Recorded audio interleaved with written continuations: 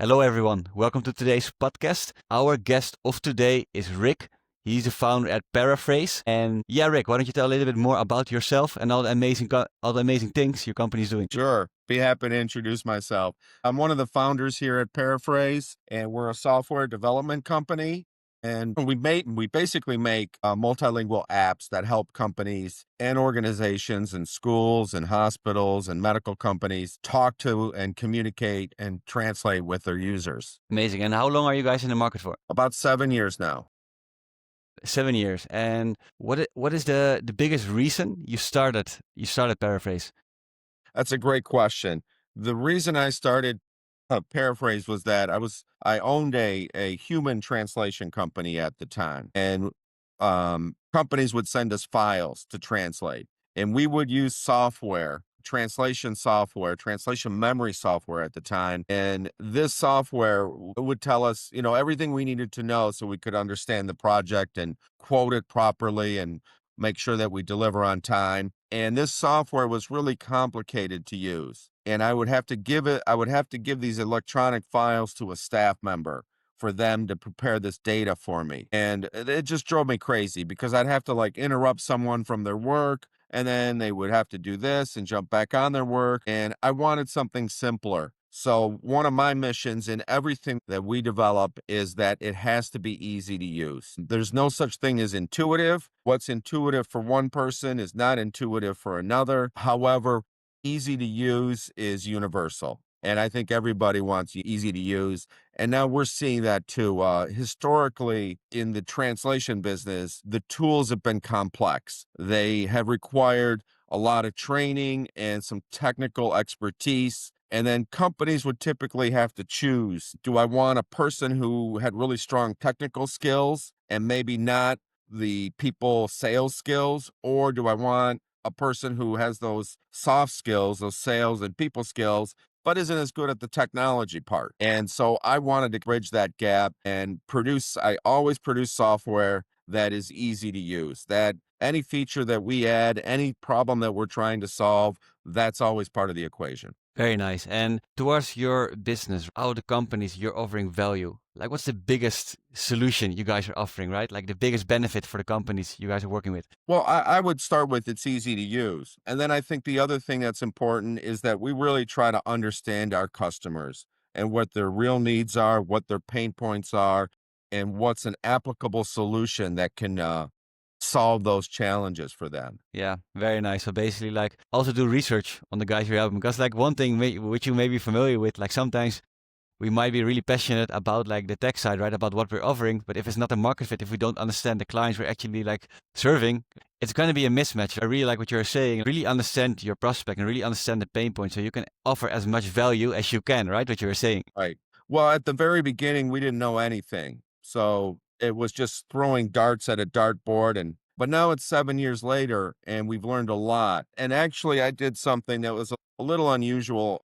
I spent a year and a half onboarding the customers myself. And that way I was talking directly to the customers and the users, and I wasn't getting the information secondhand from another person where it could get lost in translation, so to speak. I actually spent a year and a half just onboarding all the customers and learning about their problems and the challenges that they face in their companies. Amazing. And during the process, that's very interesting. And you did it for like 1.5 years on purpose to really learn about your customer. Yep. What are some of the biggest things you learned along the process of you like doing this onboarding, so you talking and really understanding your clients? I learned a lot of things. One of the things I learned is that everybody's very busy and they don't have a lot of time to learn complex software applications. Think of that Microsoft ribbon at the top of your screen. How many of those features do you know how to use, or do I know how to use? And in my case, it's very few. So that was one of the things I learned, is that our customers, these users, are very, very busy, and you've got to find a way for them to be successful with your software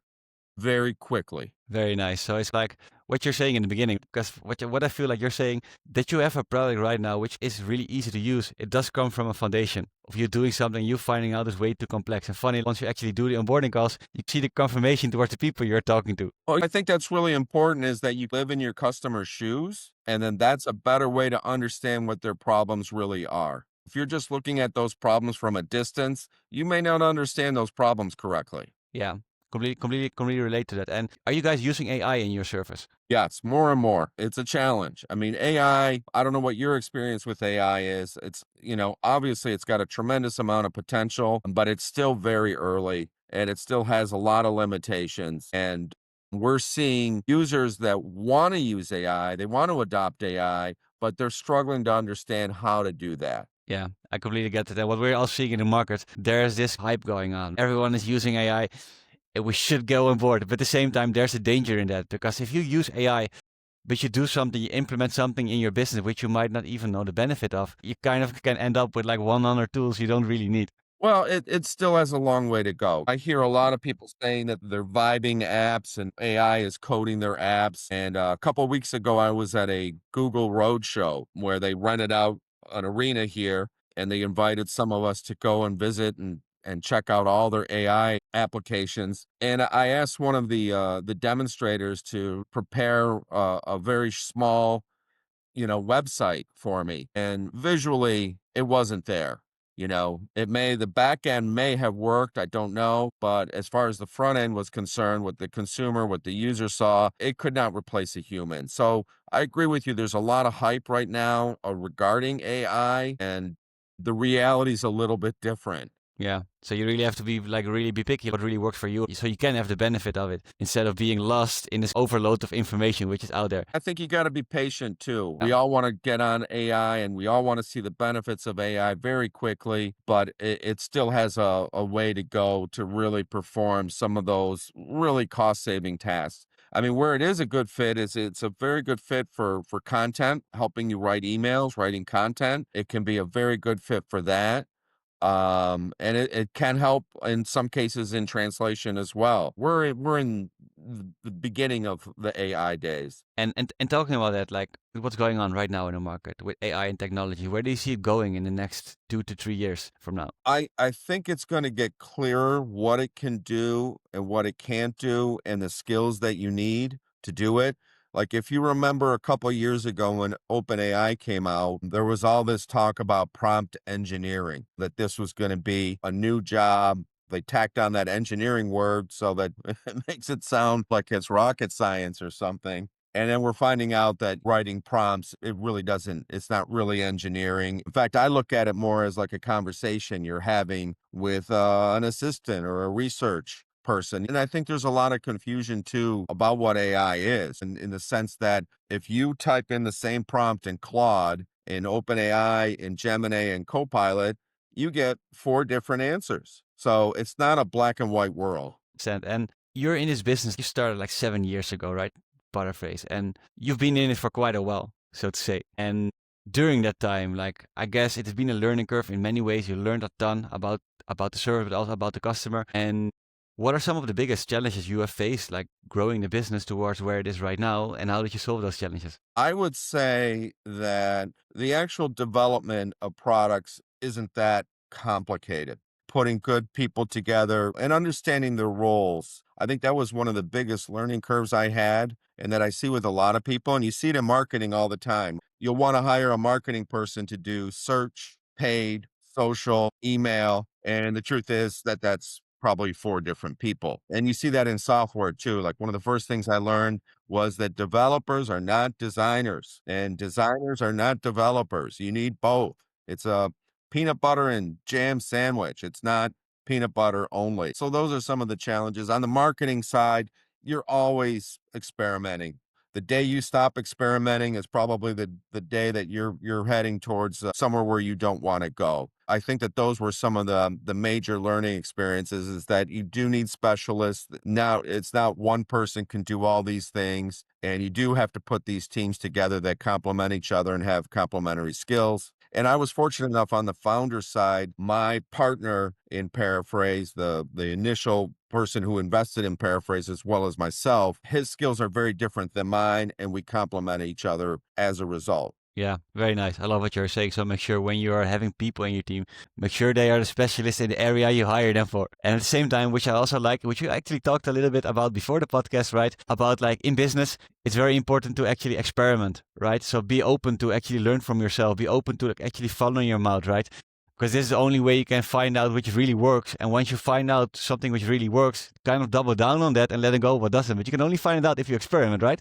Well, I think the concept of failure, which gets talked about fortunately a lot in software, but maybe not in other businesses, but the concept of failure is a really important one. Most of the time, we learn more from our failures than we do from our successes. So having the courage to fail and knowing that that doesn't define you, so that when you're wrong, that doesn't mean that you're not a capable person. Amazing. And is this an asset, this mindset, which you kind of always had, or did you had to learn this in your journey towards like growing your business, being open to failing? I learned it the hard way. There were many, when I was younger, especially, there were many dark days where where I was like, I'm not sure I'm good enough. I don't know if I'm good enough. We got competitors out there. They all appear to be better than us. I mean, I know all our problems. And that's one of the things too, is that you got to understand that I think of a business as like a restaurant, right? The waiter comes out with your food. Everything's nice and calm and quiet. And then if you ever go into the back of a restaurant where the kitchen is, it's like mass chaos. And so I think that you have to understand that the problems that you're having in your own business, other people are having problems in their businesses too. And that problems don't define you. When I was younger, I would let the problems, the small problems, outweigh the successes that I had. And I would be unhappy as a result of that. And so it's been a journey, definitely a long journey to get there. Very nice, and goes very deep, because that's a beautiful thing. Because they're in the podcast, there are a lot of entrepreneurs watching, and what you're saying right now is like don't let mistakes or failures define you. But also what you're saying, focus on the wins as well. Focus on what you guys are doing good, because sometimes once you're really in the scope of doing your work, you can get sucked in so much in the day-to-day process. But then when you actually zoom out, you're like, hey, where were we last year? Where were we 2 years ago? And then you can kind of see the actual growth, and that you guys actually doing a good job, right? Well, the human mind is an interesting thing. Pain lasts longer and runs deeper than happiness and success. You win a new account today, you're all excited about it for 3 hours, and then tomorrow comes and you're in a different place where pain seems to last longer. Yeah, completely resonate with that as well. And what are some of the ways you guys are using to acquire new customers? I would love to tell you we have a secret sauce and like I know something that nobody else knows, but the truth is it really comes down to executing. So we started with organic, and organic is still a great channel for us, and it's harder. I'm not going to lie, Joey, it's gotten a lot harder with all the changes going on. It's definitely gotten harder. I don't have any secret sauce here. I would say that one of the biggest things I've learned in the last 10 years as an entrepreneur is I understand why investors invest in people that can execute versus people that have an idea. Because at the beginning, I was the same as everyone. I'm like, I got this great idea. I want to talk to you about it. Will you sign an NDA? And then they said, no, we don't sign NDAs. That's ridiculous. We're not interested in stealing your ideas. So that's one of the biggest things, is that it really does come down to executing. So, we're using the same thing everyone else is doing. We're trying to win business organically. We're trying to win business by participating in events, creating a community of users, paid advertising. So it's a big mix of all of those things. Yeah, and what you're saying, like it's getting harder. Do you mean like with all the competitors going on, with the growing market? A lot of things. I mean, one is Google is still experimenting themselves with how to implement AI in their search product. And so one of the challenges all of us digital marketers are facing today is that AI overview has pushed all of our listings, all of our organic search results down on the page. So that Google's still working through that themselves. They're going through a lot of change as a result of AI. And we already touched on this a little bit, but then looking back at your journey with the knowledge you're having right now, once we're like connecting with each other in the call, and you look back on your journey, right, in the last 7 years, like with the knowledge you have right now, is there one thing you would do differently? There's probably a lot of things I'd do differently. One of the major things I would do differently. Now we bootstrapped this. So myself and my partner put in a whole bunch of money and we bootstrapped it. And there's a lot of advantages to bootstrapping. One of is that you have to have fiscal responsibility. You can't spend more money than you're bringing in. But one of the biggest things I would do differently is that I would hold off on paying senior management money, and I would reinvest as every penny I could get in marketing and sales. So that's one thing I would do is I'll put it in other words, suffer the pain longer is what I would do differently. And I tell young people this too. I go, don't quit your job yet.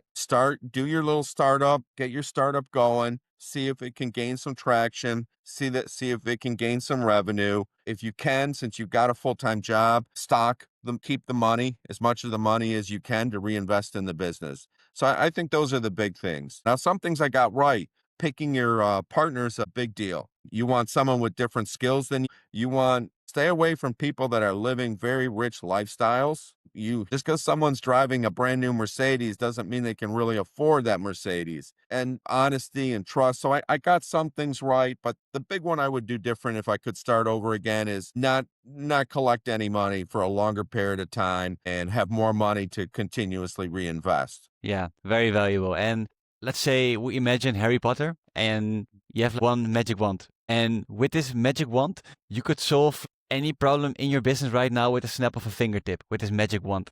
What problem would you choose? I would choose lead generation. I think lead generation is the hardest part of the business. I can whip up a lot of products, coming up with products.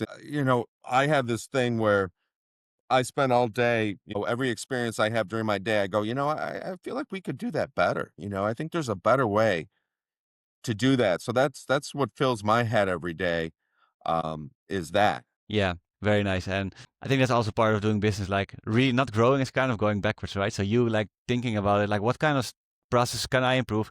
It always puts your mind in a possibility where you're looking for to kind of solve problems. And if you kind of think this way, opportunities are always coming on your path, right? There's so many out there. I mean, it's not a question of, okay, I can't find any problems to solve. It's more of a question of which ones do I want to solve? Because I can see so many of them. Yeah. And then like going into the future with Paraphrase. Let's say we're going into the future 6 to 12 months from now. What are some goals you guys are having for the next 6 to 12 months? Well, we're working on releasing a mobile app, and it's going to be a complementary app to the desktop experience that we have. The desktop experience is like a file translator. You've got a docx file or an xlif file or a PO file, and you need the contents translated. That's what our desktop app is for. And now we're coming out with, it's called Pairaphrase, and it's a mobile app intended for conversations between parents and educators and patients and parents and hospital and EMS and medical people. So it's designed to help facilitate those conversations. And then it also meets regulatory requirements, HIPAA, which you probably don't know about, but HIPAA is a big thing here in the States. It's about privacy. You have your own version of it. So that's one thing, is we're working on that. And then we're also working on solving some other problems like translating PDFs. We have a very good translation of PDF experience, but I feel we could do better if it was a standalone app too. So lots of exciting things on the product side. And then on the marketing side, it's just continuing to experiment, continuing to you want clean data too. You really want to understand your customer journeys, which is not always easy to do. It's not a straightforward process. They don't see an ad, click on the link, go to your website, check out your pricing page, select a plan, and check out. The journey is far different than that in many cases. Yeah, lots of little things involved. And that's an important saying. Right? If it would be easy, everyone would be doing it. Totally. Yeah. That's like the first thing you need to tell people is like, prepare yourself for a bumpy ride, because if it was easy, everybody would be doing it. And then kind of touch back on it, right? I think you gave a lot of advice, and this is the stuff I'm really passionate about. Like you sharing your lessons, you sharing all the value you've learned, right? The people who are watching here, a lot of them are entrepreneurs. They have like a successful business, or they're building towards a successful business, right? And you've been in the game for quite a while right now. What is some advice for you from all the lessons you have learned? If the people who are watching the podcast, you could just give them one thing which they can take away today and they can start implementing right away. Like one piece of advice you've learned doing business and being in this world for so long. I would say you wanna move fast, but you want to be patient at the same time. So you're trying to do both. You do need to move quickly. That's one of the challenges of being bootstrapped, is it's a little harder to move quickly because I'm looking for money in every department. Where can I squeeze a couple dollars out so we can do something new? So I would say you got to move fast, but you also got to be patient at the same time.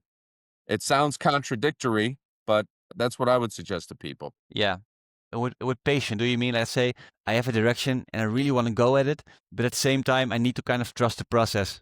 So don't kind of over rush things and make wrong decisions. That's what you mean by being patient. Yeah. In practical terms, I would say build that MVP, the minimal viable product first, and then do a little marketing test. See if you can see if there's search, see if you can make a blog post or what have you that will resonate with someone and someone will click a button. And that's how I started. I had a very minimal product and it only did a couple of things. It wasn't pretty. And then I posted something on LinkedIn and I got a first customer. So that offered some validation. Very nice. And towards the people who are watching it, like if they're like, wow, Rick and Pairaphrase, who want to learn more about it, want to know more, how maybe we can use it for ourselves. Like, what are some of the ways they can connect with you and the company? Well, you can always go to the website, pairaphrase.com. We're active on X. We're active on LinkedIn. We've got a lot of content out there. We've got a great YouTube channel with some really good content that is not salesy whatsoever. I'm actually spending more of my time on that from that onboarding experience where our users don't understand translating to a right to left language. So we've got a video that helps to understand if you're translating into Arabic or Hebrew or some other right to left language, we've got a video up on that. We've got a great video, a fun video that compares Microsoft Translator to Google Translate to ChatGPT, and that can really help you understand which one to use for which project.